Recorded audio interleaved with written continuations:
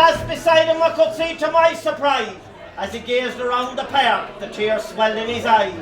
I sat right down beside him and I asked if he was well. The old man shrugged his shoulders and then began to tell how memories come flooding back when I see such great display, when I picture so many former stars who excelled in other days. For more than 50 golden years I've gone to many games. I remember famous matches and legendary names. And I thank the Lord who spared me, for it was my desire to see the men from Derry taking home the Sam Maguire. Look over there, young fella, do you see that mighty crane? It tells me that our dear Croke Park will never be the same. The start tomorrow morning to take down the Cusick stand, it never more will re-echo the Táin boys' famous band. I suppose they call it progress because nothing can stand still, and I would not be surprised to see a roof across the hill. But still I'll hardly see it, for what time I have left is brief, so I'll just retain the memory of the triumphs and the grief. I remember when the 40s from Roscommon, bold and true, was led by Jimmy Murray with their saffron and their blue, and they played the mighty kingdom and they matched the man for man. I can still see Jig O'Connor, Paddy Bond and Joe Cohan. I was here in 1945 when the Corkmen came and won, with Jack Lynch and Whissy Murphy, Jimmy Cronin and Eamon Young. And I well recall the captain, who were captained by John Joe, Simon Dyton and Mick Higgins, Gunnar Brady and Owen Rowe. I was here in 1951 when Mayo defeated me. With the tension and the excitement, sure a man could hardly breathe. 'Twas the year of the great full back, and no better could you find than the fearless Paddy Prendergast and Paddy Hans O'Brien. Sean Flanagan was brilliant, Heather Kearney was supreme, and you could not stop Tom Langan when he donned the red and green.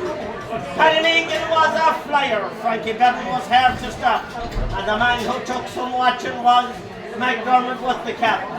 But perhaps the greatest influence on the football game I knew was that famous 50s football team, the Dublin Boys in Blue. Still the Kerry men couldn't match them, and they were never known to ye, when the famous Mick O'Connell remained supreme at centre field. When Sean Murphy, Kevin Coffey and the wire friendly set, and Johnny Cugglety and goals, it was hard to find the net. But the 57 winners was the Loudman, Brave and Fine, and the captain of the champions was a clubman named O'Brien. September 1960 saw the kingdom lose their crown. They were beaten well and double scored by the mighty men of Down.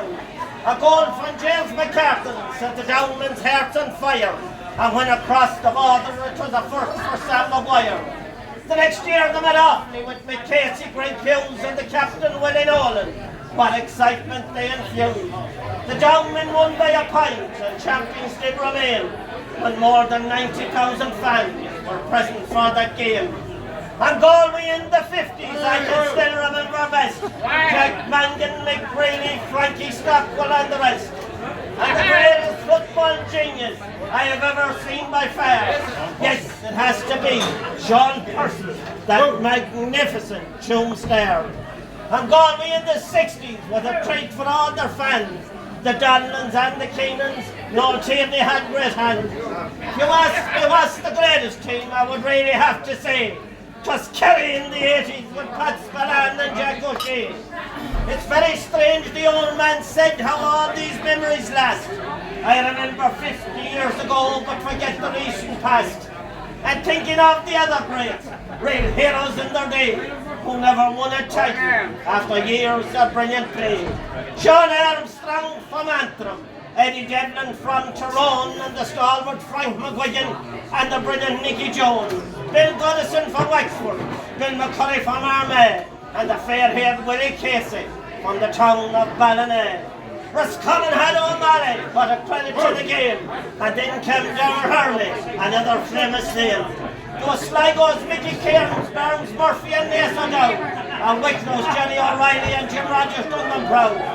I remember Andy Phillips too, who never dropped the ball, and the famous Lady Gallagher, the pride of Donegal. Bill Delaney and his brothers were leashmen of renown, and the boy wonder, Tommy Murphy from old Great Town.